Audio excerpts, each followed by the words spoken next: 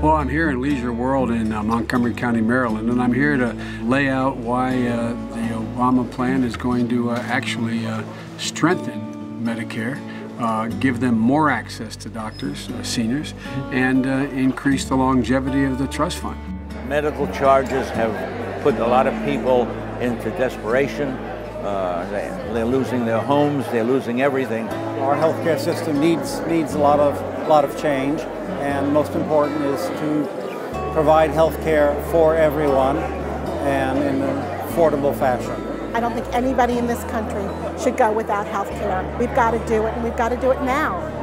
Our kids are going to go bankrupt if we don't do it now. We're looking to the future. I'd like to talk about what we're trying to do and what I believe is at stake, what the President and I believe is at stake, and hopefully bring a little perspective to a debate that, to say the least, has been filled with a few misrepresentations, some distortions, and a lot of passion. Why would the team that is the heir of the party that produced Social Security, produced Medicare, why would we be the ones trying to kill Medicare? And the guys who didn't support Medicare in the beginning are now the ones out there saying they're going to preserve it. Why would it be that a guy like me, who fought like the devil, and I mean fought, to prevent the cuts and changes in Medicare in the 80s our friends were trying to do, why would it, when guys like me, who put our careers on the line, taking that on in the 80s and 90s, why would we be doing anything to weaken the system I've been fighting to protect for 37 years? Imagine where we'd be in America today without Medicare.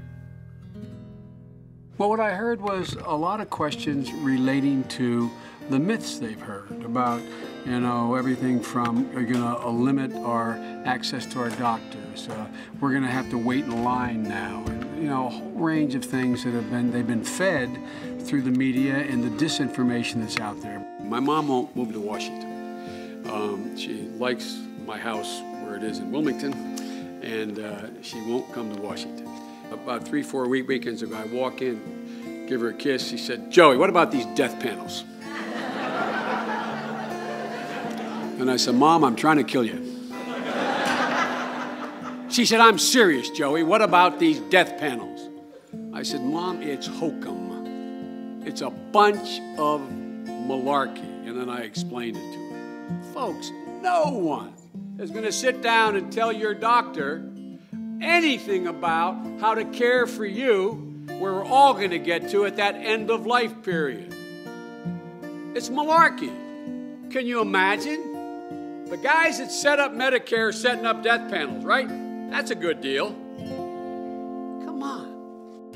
It's amazing to me that some of the very voices engaging in these scare tactics and telling you outright lies now, telling you we're going to harm your Medicare, telling you that we are going to have death panel, all the things you hear, they were nowhere to be heard in the 80s and 90s when we were trying to protect Medicare. I find it fascinating.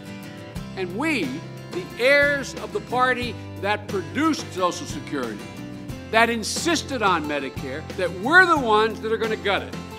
The irony here is that Barack and I are absolutely, totally committed to protecting Medicare, securing that trust fund, and making sure another generation of Americans that follows our baby boom generation is able to have Medicare.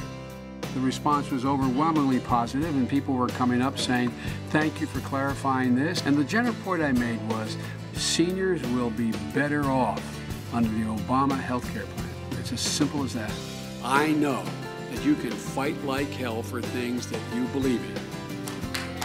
And I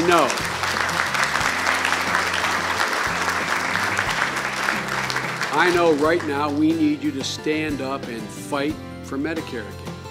Fight through the lies. Fight for what's right. For you, for your children, and for your grandchildren. And for the generations of Americans to come. To make sure they have the benefit that we have had, our generation, coming from Medicare.